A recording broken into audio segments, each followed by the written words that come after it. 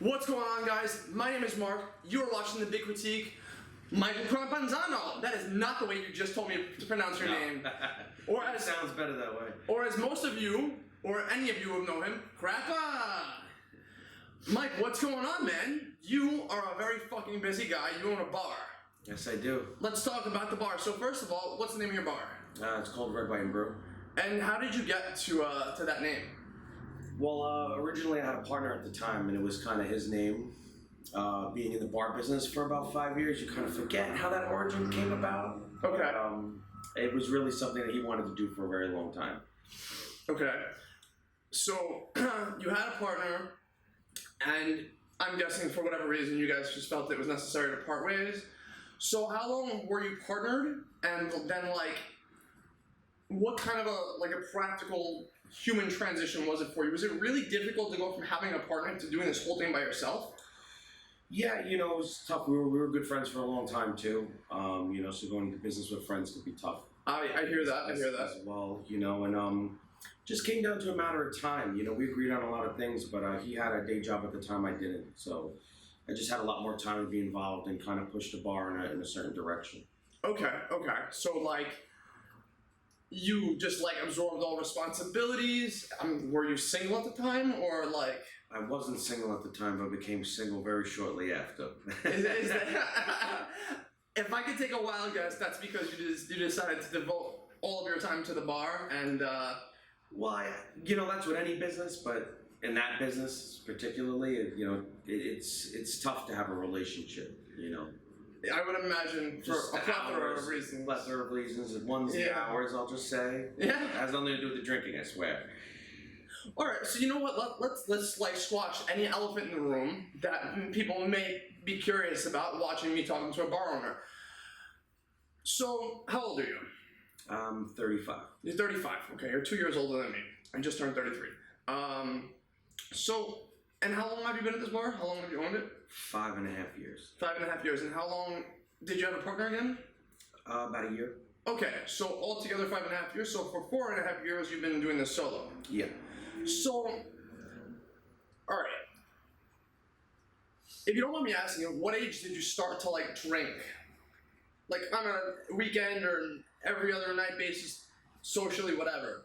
5? No, I'm kidding. Socially, I didn't really actually drink that much as a teenager, as a lot of people did. Maybe a few other things, but I didn't really drink much. Maybe socially a lot until I was around 17, 18, maybe 19. Standard age, most people. Yeah. So what I'm getting at here, not to put you on the spot too much, but what I'm getting at here is, did you notice a difference from when you were just hanging out with your friends or whatever, drinking, socially, versus once you started working at the bar? Did you realize, fuck, I'm actually drinking way more only because I'm here, I'm in the environment? Or did you consciously be not only for business reasons, you probably didn't want to dig too deep into your profits, but besides that, you were just yeah, I gotta be conscious of my liver here, and I don't want to destroy myself. Yeah, well, it's very easy to fall into the trap of drinking every day. You go to network to see other bar owners. It was funny at the time when I had bought the bar. I was around 29. I was 29, I think, at the time. So I was kind of hitting that adulthood, I guess, where I had another career going, and I wasn't really going out or drinking much. And then 2 months into owning a bar, I felt like I was drinking like I was 21 again. So it was a very hard thing to kind of judge at the time. And you were at that point, you're 35 right now, so you were in your early 30s. Yeah. And once you hit your early 30s, and I speak from experience, it's not so simple to drink every night anymore. No. Your body doesn't work the same way. At least at that age, you usually get to what you can drink and what you can't drink anymore. Yeah. What doesn't bother you as much the next day. As a matter of fact, for me at least, and I don't know anybody who ends up watching this will feel the same way, I specifically notice my drunk changing.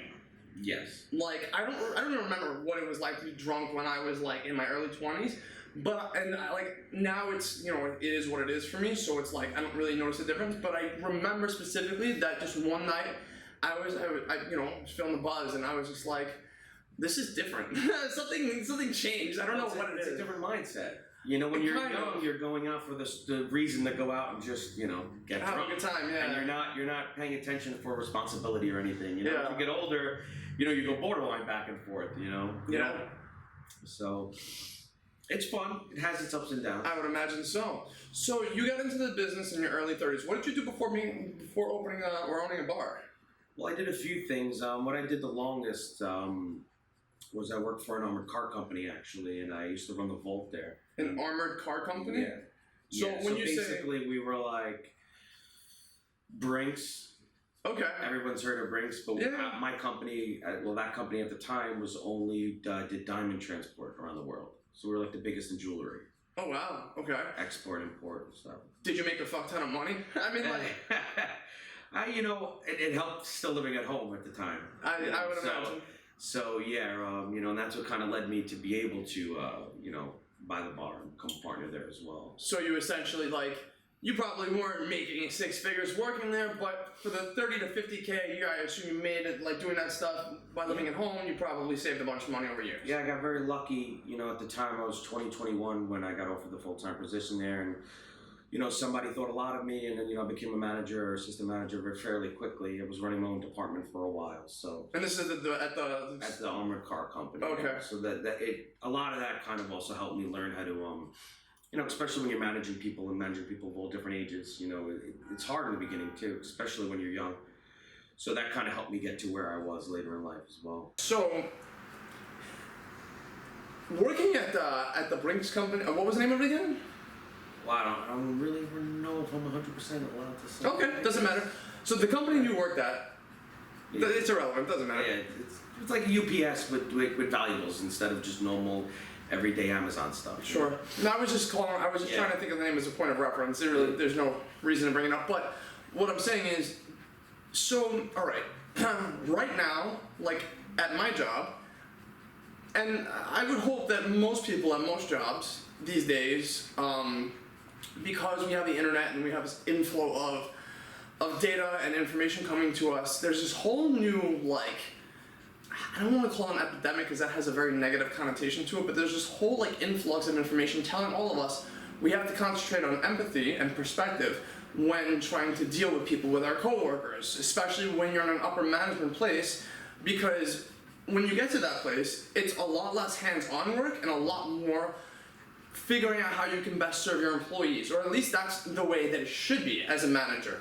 Do you feel so as a younger kid, do you feel like you were able or pushed in the direction of developing the mindset to be able to do that? Oh man, I was very, very, very rude as a young kid. So you were a shit. I was terrible. I was everybody that you would hate to work for, you know, but a lot of that was because it's who I worked for. Yeah. You know, so I thought that, you know, how to manage someone, you made a mistake, I gotta be a dick, I gotta yell at you, I gotta scream at you. You know, I gotta berate you in front of everybody. Yeah. You know, and about a year or two in, you know, I had turned around to another mentor I had at the job who worked in a different department, and I was asking him, I was like, I don't understand, I'm not getting anything, you know, they're not respecting me, they were about this, that, and the other thing, and he turned around and he goes, that's because you're being an asshole. And I'm like looking at him like, what do you mean? He's like, you're being an asshole. He's like, did you ever like to work for somebody like that? And I was like, no, I hated it, you know, but, you know, you dealt with it, you know, and then I kind of realized, you know, that's not the right way to talk to or treat people. Yeah, I think Took some time. I think it's really interesting that now it's becoming such a thing. Depending on who's on your social media newsfeed and who you listen to in the news and all that stuff, I think it's becoming a very big thing to open your eyes to, you know, perspective or whatever. And a lot of people would say that the Steve Jobs approach, while he was an innovator and he made a lot of incredible things happen, he was a fucking asshole. Yeah. And that's probably, it's like fact. Sometimes you have to be a little bit, you know, not to a certain degree. You gotta put your foot down. Yes, as a lot of people do go though. You know, but that also comes with surrounding yourself with good people too. That's true. You surround yourself with the right people. You don't always have to, you know, be an asshole. That's true. Now, 100%. Yeah. So, and I'm kind of digging into this because I find it interesting that maybe you can take the time to reflect on this now, being a little older and more mature, looking back on like the experiences that you had as a manager, as somebody in your 20s. So from the research that I've done, not to stray too far from the topic because it is relevant, it's like this: men in their 20s, on like a biological level, testosterone is way higher. A lot of men aren't settled down yet, not married yet, and until you find, a mate or whatever, to settle down with, your testosterone is high, and this is like on a very primal level. I've read a few studies that have explained this, because what I noticed over the years is a lot of dudes that I would hang out with that were complete assholes once they've met their girl and they were getting married, a lot of them seem to tone down, and then a few studies that I saw sort of like coincide with this, like, yeah, men's testosterone goes through the roof. Doesn't really matter what age, like, before you hit 30, and then the second, like, they find a mate, it goes down because you have testosterone to attract a mate. But once you actually attract a mate, you don't really need it anymore, and it kind of calms you down a little bit. Does that make sense at all? Yeah, it's like that feeling of having something to prove all the time. Exactly. The macho shit. And that goes back to in management. Right. Like I hear stories too. A lot of people who get promoted or they don't get promoted. So someone new comes into the company. They feel like they got to change everything. Yeah. They want to feel like they're making themselves worth it, that they have the position. Yeah. But if it's not broken, don't fix it. This is true. Yeah, you should definitely, like, if you just came to a management position, you definitely need to understand all of your subordinates the best you can, almost first. Yeah, a lot of it for me too. Your employees are the ones who are doing the work. Oh yeah. No matter what job it is. I kind of live with one. I'll never ask someone to do something I won't do. That's a great move. I will always do it. Good leadership. And I always ask their opinion on everything because they're the ones doing everything. They're there most of the time. They're behind the bar most of the time, let's say, in this business. So they should have a say in kind of what goes on. I mean, granted, I'm running a much smaller department now than I was, right, years ago. But even then I would ask, a few people, or I would get the consensus of everyone in the room. Gotcha. Okay, so let's go back to you owning a bar. So, and this may be one of the parts of the conversation where people get a really good amount of value. So, could you put in a few sentences how you would start a bar? How much money you need? Well, let me actually get a little more specific before I even let you answer that. So we live in Brooklyn, New York, in the United States of America. I'm sort of even hopeful that people outside the country might listen to this, right? So I'm gonna be like, I'm gonna try to understand as much as possible who my end user is here. So, having opened the bar where we live, what steps how did you do it? And how much money did it cost? Well, the cost always depends on the the rent and kind of the place. I fell into this. Okay. I completely fell into this. I was actually working at a jiu-jitsu school and a martial arts school for 3 years prior. That's really cool. After I had left the armored car business.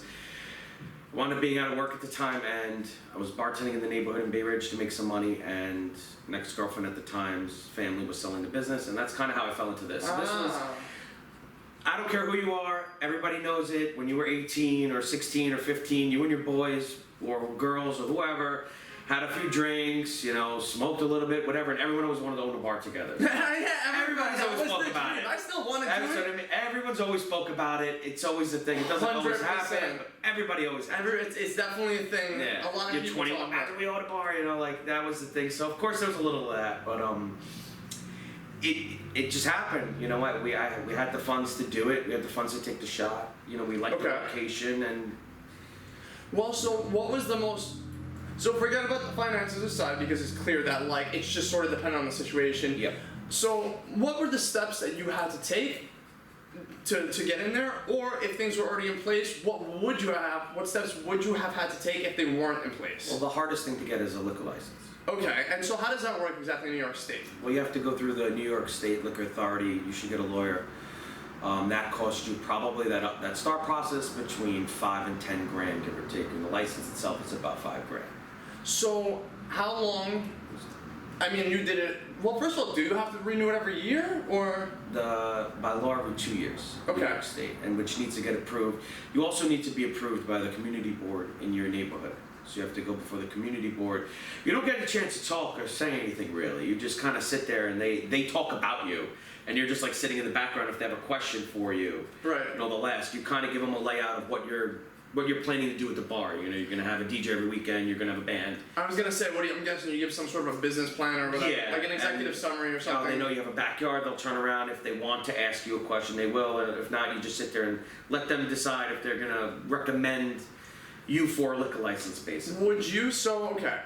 I am pretty familiar with the process of getting into, because we're in my apartment right now, and I live in a co-op building, right? And so I'm pretty familiar with the process to get into a co-op building. Every co-op is different, but it's kind of an annoying process. You have a lot of paperwork you have to go through and all that. Would you say that process is similar? Yeah. You're not going to get, the earliest usually you can get your liquor license within 6 months. Okay. So you have to apply for it, and it's kind of like almost like architectural plans too. Like you can put that in. Doesn't mean you're going to get it. Yeah. So you can already spend a down payment on a spot. You could do all this stuff, but if you don't get approved your liquor license, there's nothing you can do. And that process usually takes between 6 and 8 months, sometimes depending on your lawyer, but most of the time 6 to 8 months. Because they have to vet you, so you can't even have any felonies. You can't have anything. I was gonna say, on your license. they check you personally. Do they check your associations? Yeah. Well, they check you personally, yeah. So the background checks and stuff like that. You're not allowed to be a felon. Okay. So in order to own, to have a liquor license, and the liquor license is basically all it's telling you is you're allowed to sell alcohol at this location. So now I'm gonna ask you a secondary question. Do you know anything about being able to obtain a marijuana license in New York City? That I've not looked into. They used to be a lot more lenient in New York City with a lot of things, like the tobacco license. A lot of people used to have. Yeah. My bars used to sell cigarettes. They used to sell you could smoke in bars. I feel like I only smoke cigarettes because I love the pull machine. I don't know why. Oh really? The pull cigarette machine was like a video game for me as a kid. But I'm very happy to say I quit almost 3 years ago, maybe even 4 years ago. Now it was a long time ago. I just made the decision. It was a binary thing for me. I was like, yeah, I can't breathe anymore. I wake up after smoking one cigarette and be like, yeah, I can't do this. That's why I was happy you had an elevator and not stairs, because it's taking me a lot longer to get up here. But, okay. You gotta be ready for any of those things. Gotta like that click. Yeah, you do. So, it's about a 6-month process. So, are you a gambling man? Besides in business, because that's like the biggest gamble of all, but like before that, were you a gambling man? A little bit here and there. I mean, I'm more of a physical gambler in the sense of like I like to play cards and stuff. Oh, that's what I was curious like, about. I don't try to play. I don't like sports bet. Outside like fantasy football, but I don't. Yeah, I fantasy too. Yeah. I made a little bit of money. I think I was able to use like 2 MMA fights to send myself on vacation. There you go. Every once in a while, I had a really good year one year, and then it all went to shit after that. That's the problem with gambling. Yeah, I had a really, really good year. And by really good year, I made like, in cash... $37, no, I'm kidding. No, I made a few thousand in 1 year. But afterward, I probably gave most of it back since then. But, okay. So, you went through this process. So, when you renew it, like, is that a much easier process? Is that just some paperwork? It's basic. It's a much easier process in the sense that you don't need 6 months out to start it. You need about a month or 2, but you still have to go to the community board again. Oh, it's a bitch. Yeah. They kind of have to check to make sure there's no liens on your property. What happens if... we have a friend. Make sure there's no noise complaints, cops weren't called to your location, the community board has to approve of you again. Right. And the liquor authority would have to approve of you again. Okay. It's a little cheaper than, the startup, but it's not bad. So how much of an acclimation was it for you? Like, well, okay, no, I shouldn't say that. What was the most trying thing once you realized this is your ship? Once you were like, I'm the owner, this is all mine now. What was the most trying thing for you, Commissioner? How to make money. Like, the gentleman we bought the bar off of too, like they kind of said it. Yeah. But you don't think about it. It's like you just feel like, it's almost like the Field of Dreams, like you open up a bar and they will come, they will come. Yeah. Of course we could do this, of course we could do that. So it was tough, the location we took over was tough too, and not a lot of people even remembered it was there. What was the name of the bar before that again? It was Bar Ridge before we took over. And what was it before Bar Ridge? Empty Mug for a short period of time, and then most people remember it as Copperfields or Antiquity. Oh, Copperfields. Yeah. I remember Copperfields. Yes. I remember when I first started going to Red Right and Brew, I remember walking in and being just like, this is definitely the last bar I would have ever thought I'd end up hanging out at.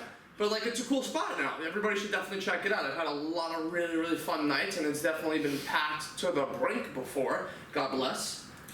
At times, yeah. Our main focus from the beginning, I think what's made us, semi-successful or, has honestly been safety. It's been a big priority. I don't know if that's also me coming from the security field. I think that's the self-defense field, but my main priority I always said from day one was safety for women. That's a humongous priority. I hated going to bars with girlfriends at the time, and I felt like I had to hold their hand to go to the bathroom because I didn't want them to be harassed. So, I guess on a specific note, what measures did you take to do that? Anything specific or? Well, having a doorman helps. Okay. Having like-minded people working there also helped. I've been to your bar quite a few times, and I must say you have some really, really good staff. Everything I am today, a lot of that has to do with my staff. Yeah, you have at least 2 or 3. I know 3 of your bartenders that. We're not talking about Ponzio, we're talking about the other ones. He's one of my the best. The hair of the band. He's one of my best friends, so I'm not gonna go into that. It's gonna be too easy to talk how shitty of a human being he is. It's true. No, I love you, bro. But anyway, I guess I can name drop, right? Yeah. So you have Sully, you have Frank, 2 great guys, very, very attentive. But you could tell that you could tell by looking in somebody's eyes that they give a shit. Yeah, because it's so small staff, we're able to build kind of a family environment. Yeah. That's an important thing for me too. Everyone's different. I like to work with people that I get along with, have the same values that I have. I think that's important for everybody. It should be, yeah. And it makes them working together, I think, a little more comfortable too. We become like cousins and brothers. So, someone didn't cut fruit. Yeah, you get a little pissy, but you're not trying to stab them in the in the eye with a bottle opener because you're so angry at them for something else too. And when I did buy this business, I'd like to point out, I had 2 months maybe bartending experience. You've mentioned that before, and I think you should also point that you should definitely give credit where credit is. You should definitely point out which bartender in specific helped you to bring your bar up. Well, a lot of them. My partner at the time was bartending for a little while, so we knew a little more people in the neighborhood. But I, at the time we were looking for, and I was very adamant about it. And, even though being the boss or being the owner, you always got to be humble. There's no reason to walk around with that, chest out. Yeah, no point in that. And I looked for people that had tons of experience. And I told them all, and they'll all tell you, Danielle, who's no longer with us, and she started to have her children, but congratulations. Not like that. Sorry, it came out the real wrong way. But yes, Danielle, Frank, Sully, Tiny Rick, a lot of these people have been with me already 4 or 5 years, and I told them from day one, I was like, look, you're in this business 5 years, 6 years, or 10 years, or 15 years. Some of you are managers. Some of you have had this experience. Teach me. I don't know this business. I don't.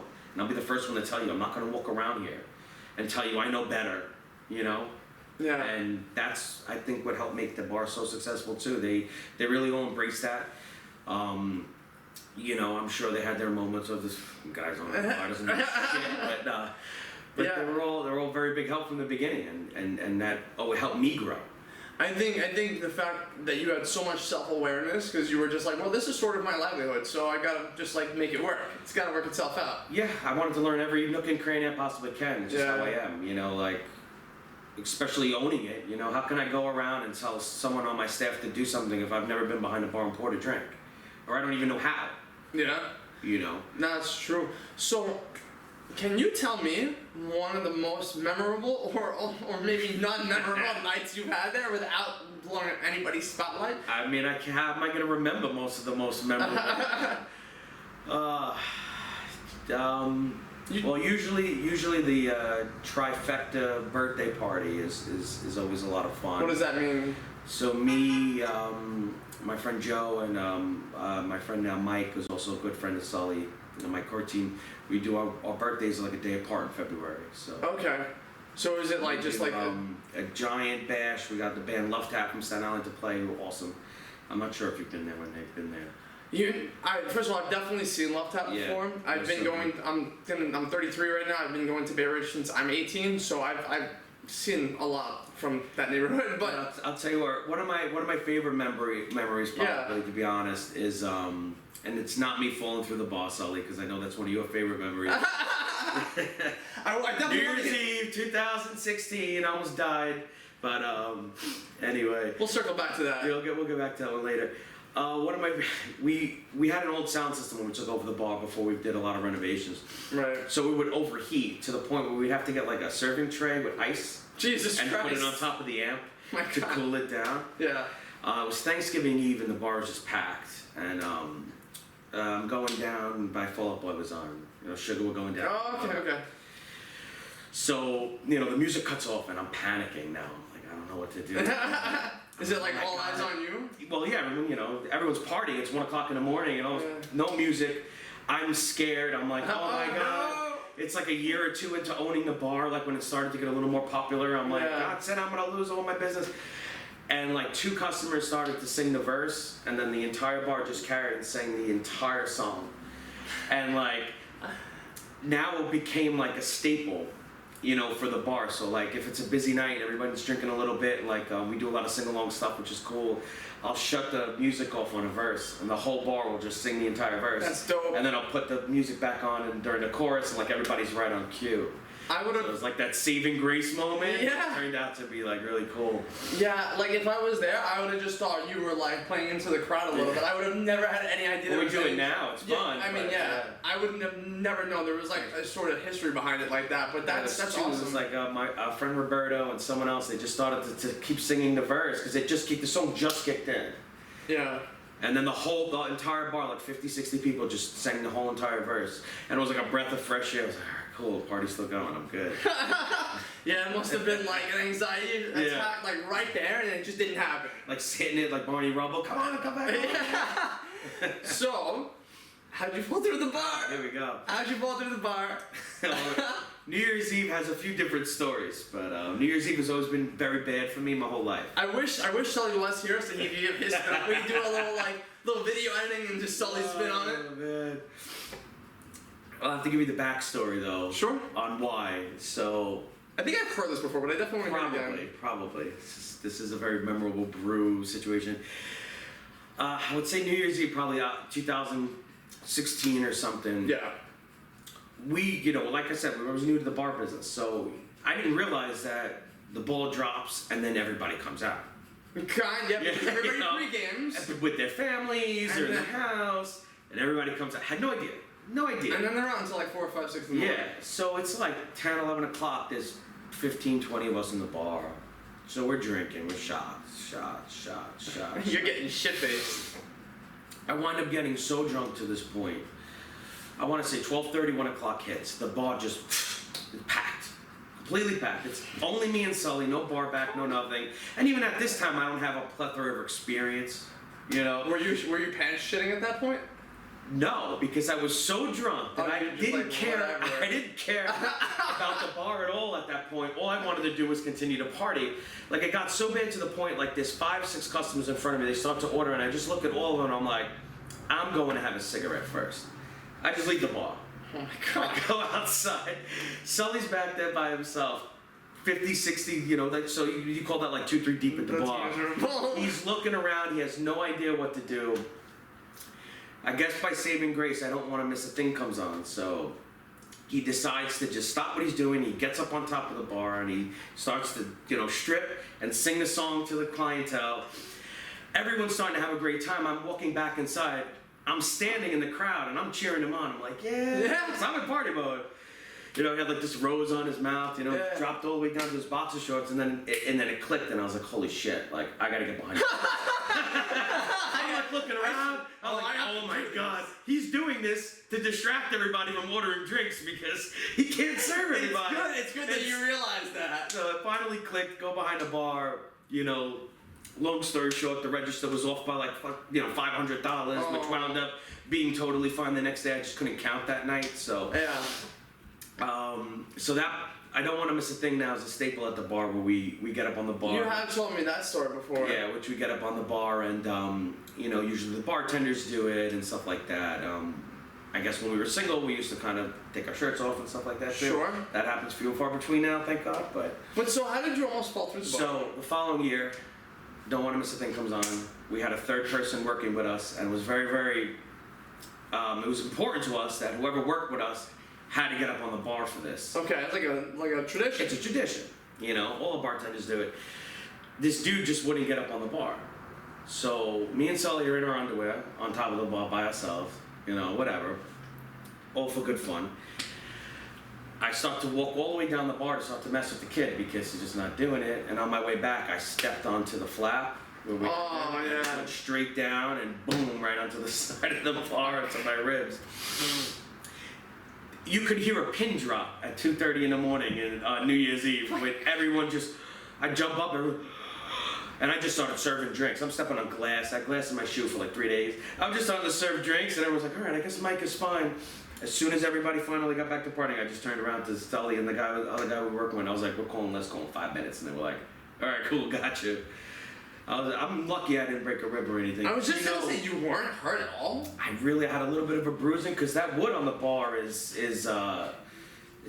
thick. Yeah, no, it is. But I'm just like I'm trying to visualize. So you fell through that flap. Yeah, and I landed on the side. And the of flap the bar. was sitting normally. Well, when I stepped on it, I had because it covers a decent amount of the bar, but not all of it. So I must have pushed it down. So I completely broke it off.